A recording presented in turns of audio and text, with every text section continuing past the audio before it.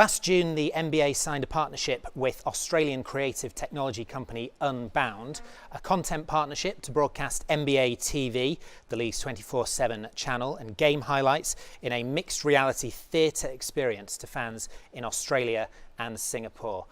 Unbnd's Missing in Action content platform uses mixed reality to enhance the broadcast experience, and we're going to hear a little bit more about exactly how that works now by crossing to Australia, where I don't even want to know what time it is, for the CEO and founder of Unbnd, Antony Arena. Antony, very good to have you with us. Go on, tell us what time it is. It is 5 to midnight, so I can say good morning to everybody across the world, and almost good morning to myself as well. Live and direct from the future. It's great to have you with us. We're going to throw a few questions your way in a moment, but I know you've got a few comments, a few slides to set the scene for us.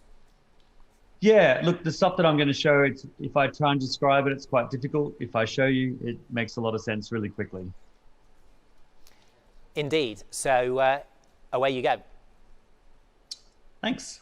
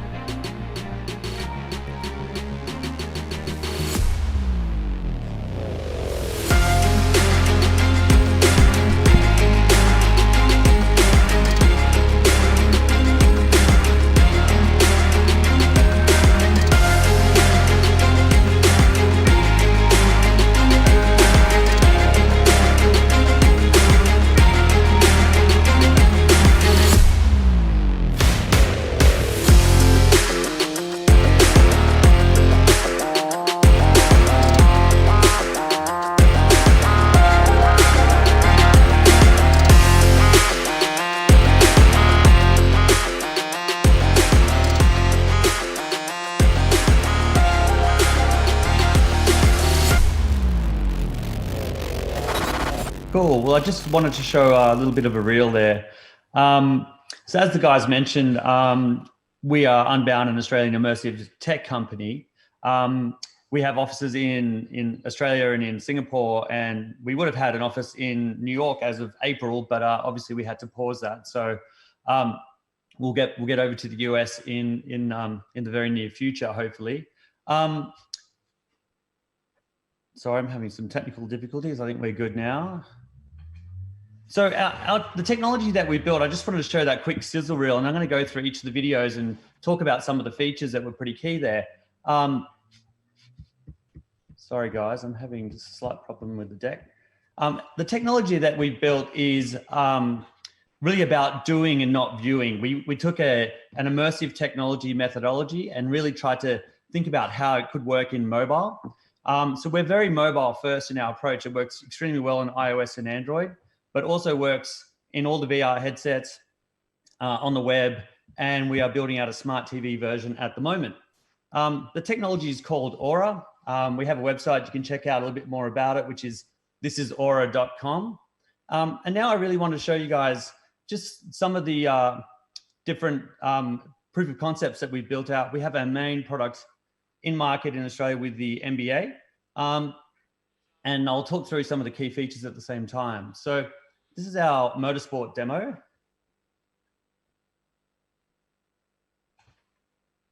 Apologies, what you guys can see is our EPL demo there in partnership with a telco in Australia. This is multi-event viewing, so you can move in and out with a double tap on the device, which switches the phone seamlessly from a 2D to a 3D mode. That allows you to move anywhere around in that 3D space and move in and out of different content pieces. What we also built is an AI module, which listens to the game and it links that with the stats in real time. It works out who's playing well, and then we'll highlight their jersey for sale or their shoes. So we have full e-commerce capability within the platform.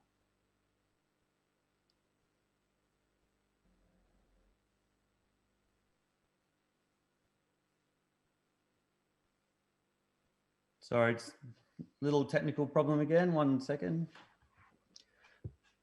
So what you can see here is our an NBA proof of concept built to cater for sports betting and fantasy league. So we have multiple games on at the same time. We have a live play-by-play on the left-hand side and some more heavier data sets on the right. You can switch over the content just at the tap of a button into the central content pane. You'll see on the left there that we're updating, pulling in live data every 8 seconds. And so if you're into your betting or fantasy league, you can scroll through and see the historical and see which players are playing well. On the right, as I mentioned, you've got those heavier data sets like championship or team stats, individual player stats. And we are now looking at a voice activation for this technology as well, meaning that instead of having to scroll through to find that information, you can literally just ask the platform to show you a particular player's stats and it'll bring that up in real time. When you've had enough of any of the extended environment, you just double tap again and it moves back into a 2D environment. This is one of our more recent proof of concepts, which we're looking at for the Olympics now for next year. And we built this out using some of their content from Rio in 2016. So again, for multi-event viewing, to be able to move in and out really seamlessly just by double tapping the content into the different pieces of content gives the user a lot of empowerment over how they're interacting. So imagine you're watching the swimming and then you get a notification that the 100-meter sprint final is about to start. So you can literally just double tap in and out, move over to the other piece of content, and then come back again. Cool. We might have, I think somewhere along the way, we sort of skipped one over. But guys, over to you. I'm happy to take some questions now. Thanks. Yeah, absolutely. Thank you, Anthony, for taking us through that. Good work on the videos. Fascinating, well, fantastic product. Tell us a little bit about how you see the future of mixed reality a bit more generally and the impact it's likely to have on the viewing experience moving forward. I think what lots of sporting codes are seeing at the moment is that fan engagement seems to be a #1 priority for a lot of the codes globally. And they're trying to especially understand how younger fans are becoming more and more excited by the games. And I think the older models are not really working. You know, in some codes around the world, you'll see some of the numbers dropping for live games. And I think, you know, I'm a parent, I've got some young kids, they're always kind of on devices. We had started off in virtual reality. And I think at some point we realized that we probably weren't going to get the scale in terms of the market size. Now, COVID has probably highlighted a few of those things that people may look to consuming content in different ways moving forward. So we have an approach of looking at, you know, virtual reality was our old sort of staple and our technology works quite well there.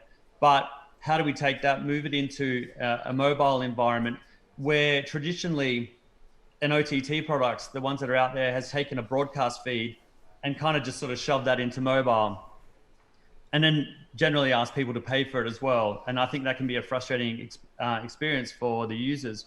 So we wanted to add a layer of kind of control and innovation around that, where there's something pretty cool that the user now gets out of that experience, and then they're more willing to pay for it. And they get a bit more out of interacting with that code at the same time, whether it be digging into the stats or fantasy league with their friends, or maybe having a bet. Anthony, to what extent does this reset moment for sport represent an opportunity for you and an opportunity for broadcast technology like this? Look, I think it's kind of interesting that globally everyone has stopped and sort of paused and starting to look at maybe some of the older business models and the older ways of doing things, and maybe just starting to say, is there a different way to do things? And I think the fans are going to dictate what happens in the end, you know, when the stadiums start to open up again and whether people are flocking out there or not. Again, the cool thing about mixed reality on mobile in particular as well is that we can create a really cool in-stadium experience at the same time.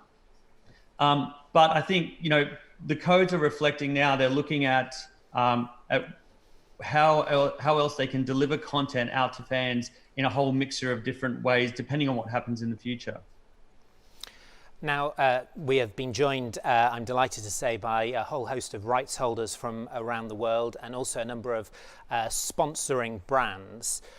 What ways in which, how should they be preparing themselves and getting themselves set to utilize this kind of technology, this kind of product in the most effective way? Look, what we built was really around thinking, how could rights holders or content owners monetize that content in a whole bunch of different ways. If you are broadcasting something onto mobile and you're charging a subscription, you're missing out on a whole bunch of revenue, whether it be merchandise sales, betting, fantasy league integrations. And so that was part of our thinking. We know fans are engaging with all these complementary products that sort of suit and fit with that key piece of content.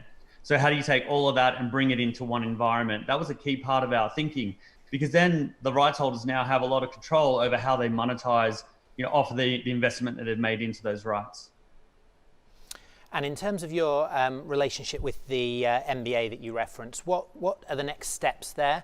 Obviously, the NBA, like many leagues around the world, remains paused, but how do you see that relationship growing and blossoming? Oh, well, look, the NBA, like everyone else right now, is kind of a sit and wait kind of mode. And we have a lot of really interesting conversations going on with them. The NBA have been a great partner, and they're very forward thinking in how they approach technology. And, I'm very excited about the partnership that we have with them. And they're very interested in what's happening in the immersive space at the moment in particular, given that they're likely to be in stadiums with no fans. And so what's the experience look like at home? And we'll continue to have those conversations and think about new features and improvements that we can make to the technology to enhance their product. We had a question that actually came in a little earlier from Munir Balbaki, which was actually for Commissioner Bettman, who was with us earlier, but I'm going to ask it to you as well. You touched on it earlier in terms of the current situation and current content opportunities. Do you think that there is now going to be an acceleration in the use of more immersive formats? And he references things like 360-degree cameras, headsets, AR overlays, some of the kind of things that you've been demonstrating for us today. Yeah, I mean, we're getting a lot of interest in that space right now. And I don't think all of those will be winners. I think there'll be, there's still always going to be a social aspect to sport. So maybe sticking on a VR headset in a 360 camera experience might not deliver the type of experience that fans are used to having. If you're sitting in a stadium and and you're just kind of looking around and it's very lonely, that's how it can feel in VR. So I think they're going to have to think about different ways to allow fans to enjoy that experience together. And that doesn't necessarily mean that they have to be sitting next to each other, but perhaps they can, again, back to like fantasy league or betting or whatever it might be, or even the ability just to be able to, one of the features we're looking at is a Zoom integration or a video call integration while you're watching the content in that extended environment. So that allows you to now kind of have that social aspect and share the experience of watching the game with some people that you're close with. Question from Mark McCafferty, who is back with another question. Hello, Mark. Chairman of Warwickshire County Cricket Club, amongst several other roles. He asks whether you see this technology being used in match by fans in stadiums, and if so, what are the implications in terms of concentration of signal demand and that sort of thing? Yeah, so we have a couple of briefs around pretty much that at the moment, Mark.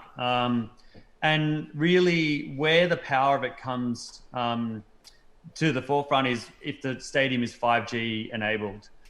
That's when you're going to have no issues with bandwidth and out to that many people, being able to run multiple video streams. So, we're looking at something at the moment where it's in a larger stadium, it's a field game, and predominantly that stadium is what sports it hosts there.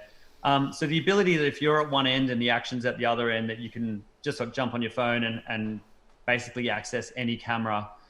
Also, some of the other, we can integrate with other technology systems at stadium, letting you know where the lines are for food or whatever it might be. So there's lots of different elements that you can bring together into that stadium environment. But yeah, I think your key part of the question was around that bandwidth.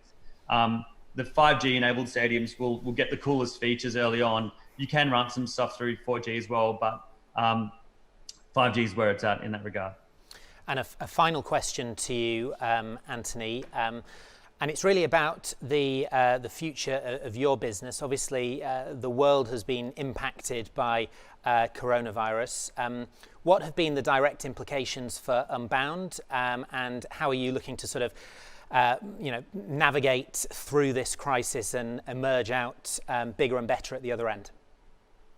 Yeah, it's been a challenging time for us. I mean, we're effectively a slightly more than advanced startup, and we had a very strong focus in sport. But what's happened through COVID is we've been able to sort of pause and break and have a look at the product that we're building, the features, listening to the clients that we've been speaking to, and we have a lot of conversations going on in sport right now.